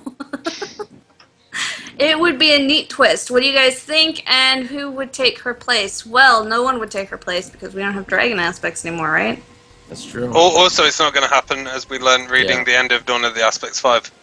After they undo the whole end of the Dragon Soul raid, right? Where they're like, we don't need dragon aspects anymore. We were pretty badass before. Back when we had little nipple arms. Definitely not bitter about the end of that. So angry about that book. Alright, so there's that. Yeah, she's the life bringer. I mean, I don't think she's gonna go start killing people. She becomes the death bringer. Even at her lowest, when her mate dies, she doesn't go crazy. She just stops caring. So she never goes evil. She's just like, fuck it, I'm gonna die. So eventually, one day, that's about it. I will have a good cry now. Box of chocolates. Or we should go hook up with a variant or something. That just seems to be the dragon thing to do. That's how the dragons are doing. Dragons like them alive. I'm quite honestly tired of killing dragons and old gods. I'd like to Who do you want to something. kill? What do you want to go do? I don't know. That's a good question. What do you want to go do now? Kill Like, what do you want? Sylvanas. Well, I wanna want go to kill? go get drunk. It's Friday night. Hey man, you're Yeah, the one booze who and wine. always put this show on a Friday. I think that's Pride's segue to saying the show's over. No, not quite. We still got 15 Sounded minutes. like a segue to me. Still got 13 minutes. But anyways, let's get another YouTube question. Alright. Next question. Zagnut Jones. Hey Pride, how does it feel knowing that your Shah is in Siege of Orgrimmar? Good job, Jan. Feels good. More importantly, I'd like to add on to that question. How do you feel about your Shah having being a little girl in pigtails? I don't see the pigtails on that model, honestly. You didn't see the duck either on the Vale of Eternal Blossom map, but he's there. I didn't see the penis either on that map, and you did. There's two. So. There's two penises. Oh my god, this thing again. It's the Vale of Cock and Balls. Regardless of whether my Shah has pigtails or not, it still feels good, man. He is the most powerful one too, so. But he's also the fourth boss in a raid that has tons of bosses. It's okay. So that means he Pride can do wave tier 1 of the LFR and then not bother with the rest? Yep. That was my request. I was like, put me in early so I don't have to do the rest of it, man. That seems done. Pretty much. Alright, so next question. Angry Paul. Okay, Angry Paul says, or Angry Smurf, as he is in reality, asks, has there ever been a character in-game that you, as the adventurer/merc, regretted killing? It can be questing and/or dungeons or raids. Illidan, I'll be back. I would also probably agree with that. I agree as well. I don't. Ah, fuck that guy. Yeah, really, he was being a dick. Oh, I have mine, Putris. I was sad we killed Putris because I thought he was awesome. I didn't think he should have died so soon after his big debut. Well, at least where he does his big thing. I know Pride it still firmly believes Illidan's not dead, but when that whole cinematic came out, I was adamant that we were not killing him and it wasn't possible and he couldn't be a boss.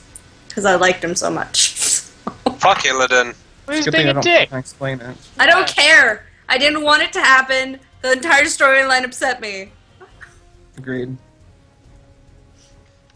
Hey guys, I'm dropping crystals on Outland because I'm crazy. What kind of fucking storyline is that, Blizzard? I'm trying to think if there's actually anything that I regret killing.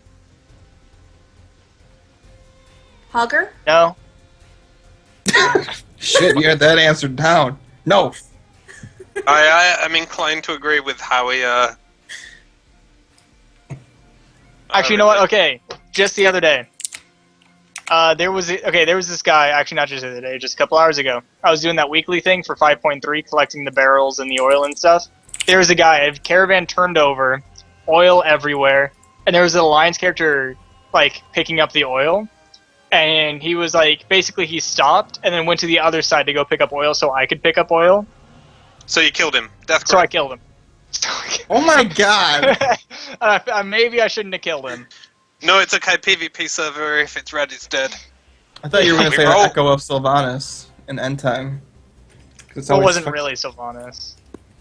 Yeah, it was What like their was? spirit. It was like their spirit. It was still around.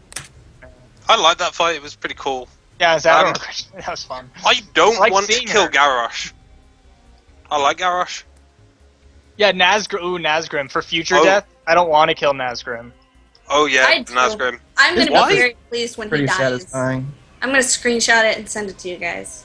Well, Nazgrim Fuck doesn't you. deserve to die. He's done nothing but Not because he's Horde, but because his role in the Horde is over. Like, it's fine when you're a character and you've gone as far as you can. Nazgrim isn't hasn't- going... If he survives, there's nowhere else he's going to go. He'll just be a general again in the army. Like, he's yeah, not but going like anywhere. we were having a discussion about mimetic characters the other day, which you don't like for some reason, but like It's the fucking Horde, stupid. the Horde loves Gammon because he's that guy, and we also love Nazgrim because he's one of the guys. He hangs out like new expansion. Friendly Again- face of Nazgrim. Great choose like, oh hey Nazgrim, it's been a while. But The Horde Nazgrim's is a not a family. mimetic character, so... Yeah, he is. We The love Horde is a Nazgrim, family. We love every member. especially Nazgrim. Okay. Alright, let's do You some can name rapid... your equivalent of Nazgrim. Hold on, let's do some rapid fire real quick so we can make sure we get through these. I'm gonna do these ones that Jan posted. Done. First I'm very can be combined. Yeah. Well, I mean, okay. So the Cataclysm 2010 says, Done. I am very concerned why people think the next expansion is the Emerald Dream. The team's thoughts. And Gloomy Eyes says, what do you think the next WoW expansion should be called? So let's answer this is, why do people think, or what do we think about the possibility of the next expansion is the Emerald Dream, and what do we think it should be called? I think I speak for the whole team when we say that our thoughts are that it's not going to be the Emerald Dream, because the Emerald Dream has already been cleansed and has already been doalt with in the Storm Rage book. Should have We been a have raid. by the way. absolutely no reason to go to the Emerald Dream, nor do I feel that we are welcome in the Emerald Dream outside of Druidism. Well, there's And a little bit of the Nightmare left. Just, like, not Yeah. enough for anything to really happen. I don't want to go there. I don't It'd just either. be like, I did, no. Like, when there was the building of the Nightmare before the Stormridge book came out, I thought, okay, this could be a pretty cool raid. Like, going into the Emerald Dream. I didn't want it to be an expansion. but a raid, not an expansion. Oh, yeah, no, I don't want to spend that much time in there, but I thought it would be a nice raid setting to go into the Emerald Dream and deal with this. But then it came out in the book, I'm like, well, there goes that. I guess we're never going to the Emerald Dream. Yeah. As for what do you think the next WoW expansion should be called? The I think Burning it should be Crusade called- 2 Electric Boogaloo. No, Done. I think it should be called Legion's End. I agree. I don't think it will be. I'm going I to think call it'll it be Argus or Ajara. Bust. I'm saying Ajara is the next expansion. Argus or Bust. Alright, but that's not the question. The question is not where we're going. What should it be called? I think it should be That's called... what it should be called? Legion's Oh. End. I like Legion's End for a last expansion, but Yep. I don't think That's next like a one's going to be the Sargeras last thing. expansion, so I don't think it'll be the Yeah. next one. I do don't like think the the name, though. Legion's gonna be the last expansion, even though it should be. Ooh, Yeah, I don't think they're gonna end it. Titan's Bane or something like that. I think this is Fall what of it is. Titans. Titanfall. Actually, there's a thing. The Oh, hold Titanic on, hold Valley. on. Okay. Wrap What? it up. Wrap it up. I was just thinking, fucking Path of the Titans would be a good expansion name. What do you think, That's Necro? true. For the name, I like Legion's End as a name for a last raid or a last expansion. They use that. Blizzard, you owe me royalties. Alexander Ravendal says a question to you all, mostly to Necroxus because he is awesome. Do you ever think that Medivh and Ronan will ever return? No. Maybe Please Medivh, no. definitely not Ronan. No. I feel like Necro would be the wrong person to ask that question. Yeah. to. Yeah, really. I hate With a Ronan. passion. Why would you?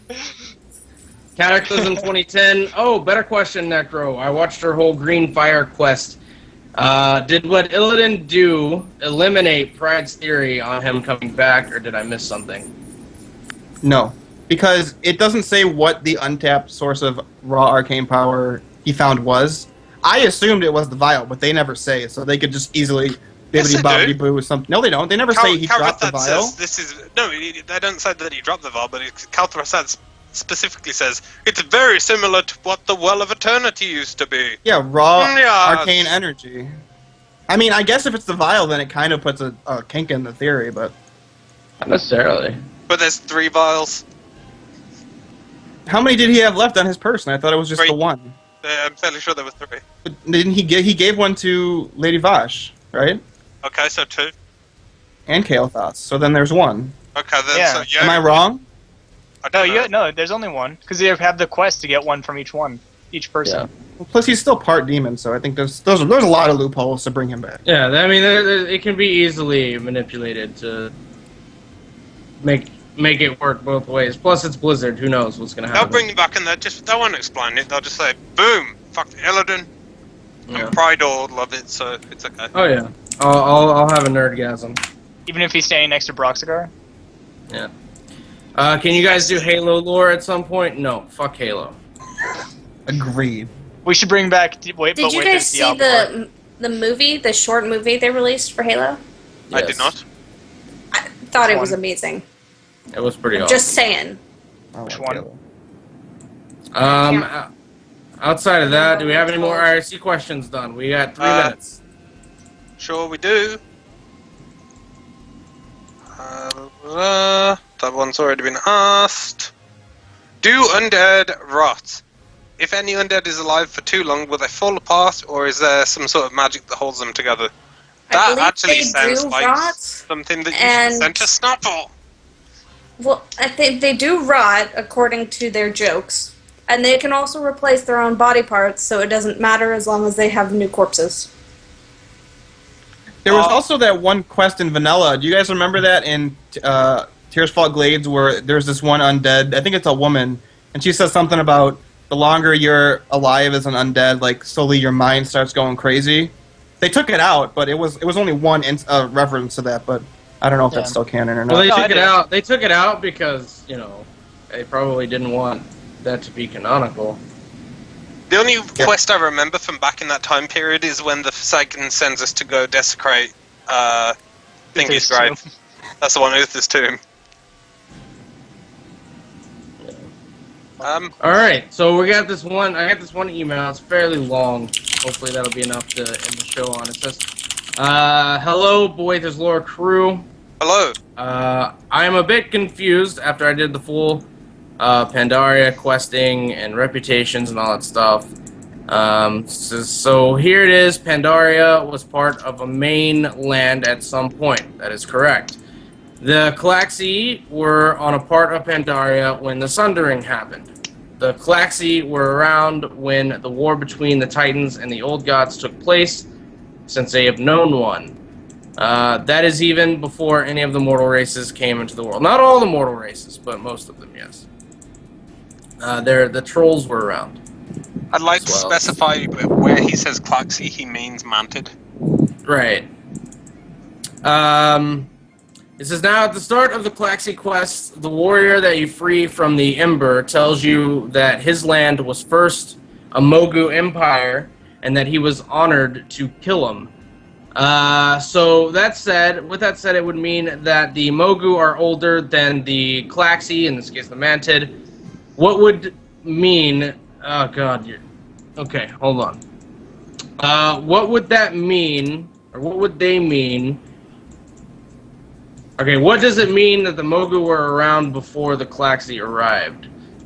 Yeah, give me a minute, Phrasing. because English is not this guy's first language.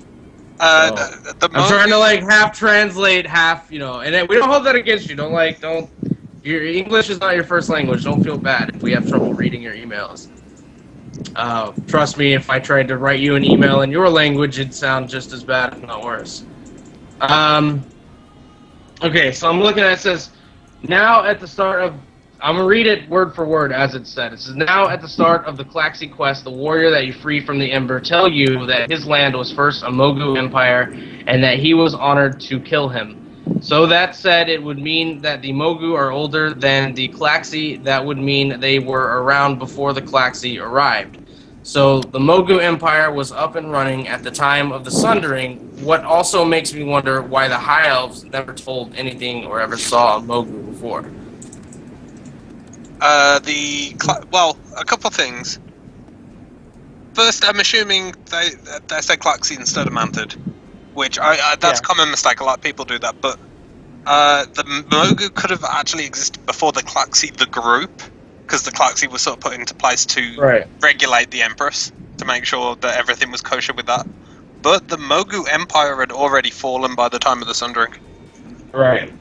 Yeah, what is their logic to say that therefore the Mogu are older than the Manted? I don't Because, that logic doesn't make sense to me. I think the point that he's trying to make is because the Klaxi says, well, my land was once a Mogu Empire. I don't know actually. Yes, Well, Here's what happened. Was first a Mogu Empire. So Well, like when when he first controlled Pandaria. When he was born, I can only assume that when he was born when the Mogu Empire was still around. Well, the Paragons are kind of old, so that makes sense. But because all those the Klaxi that you saved from the Amber, they're preserved in Amber by the Klaxi because they're like, well, this guy was pretty badass, so now let's induct him into the Klaxi, and we will preserve him in Amber in case we need him in the future. Also, I mean, you can let's just take real life history. Native Americans were on America, but then we came over, and now it's like our land. So when he says they were the first empire, he could just be saying that they were the first. The Mogu but were he's the first talking people. about before the Sundering, when Pandaria was a part of Kalimdor. I know, but that doesn't mean that his land. I mean, the Mogu could have been ruling that land. But that doesn't mean they were there before them. It just means that they put up an empire there.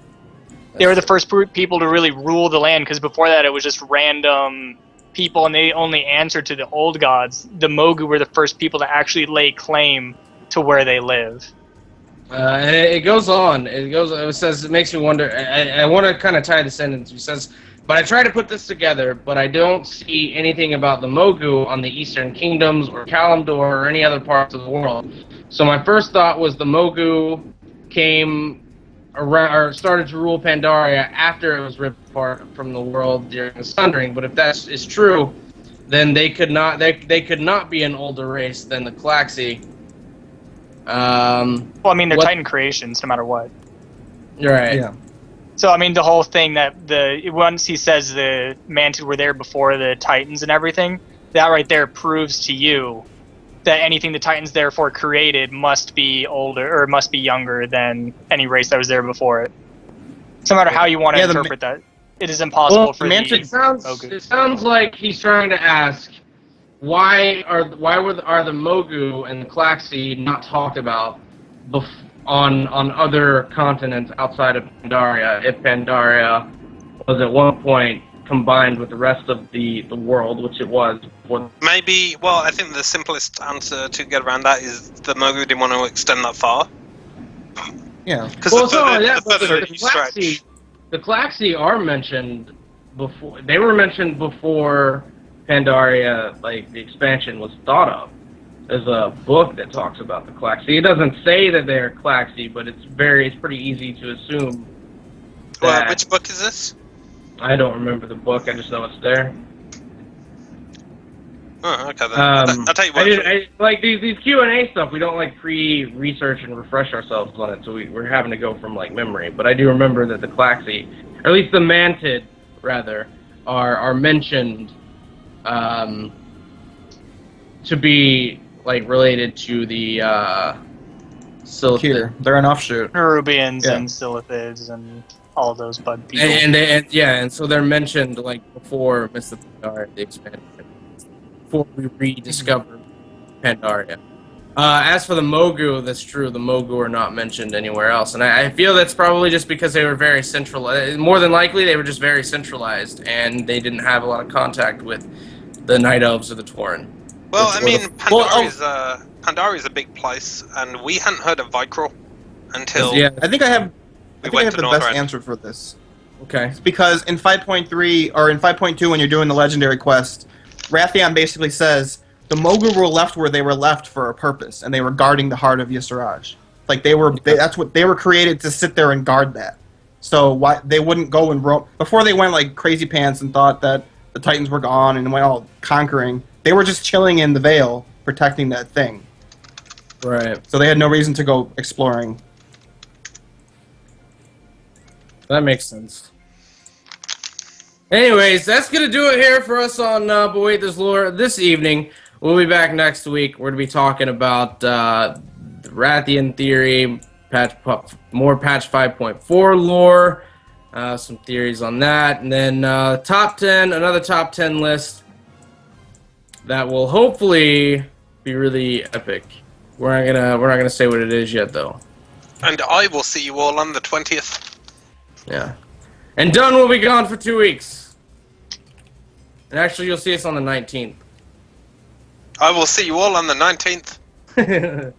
Anyways, guys, thanks for tuning in. We'll be back next week right here on youtube.com/The Smoking Gamer.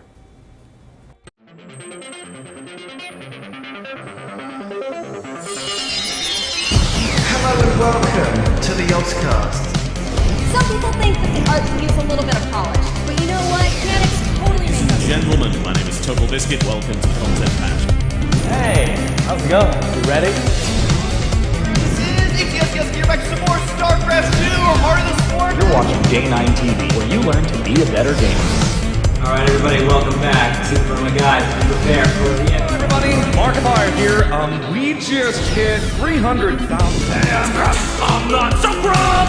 And hello there, everybody. Welcome to another session.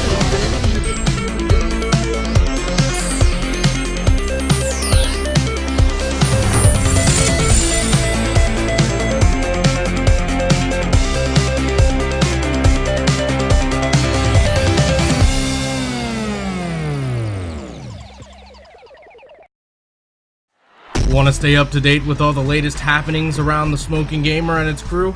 Well, be sure to follow us on our various social media platforms, including Facebook at facebook.com/TSGamer, twitter.com/Pride1G, or simply @Pride1G. You can also check us out on Anook at anook.com/page/TSGamer. And of course, you can always come and join the fun over at www.knightsoflore.com.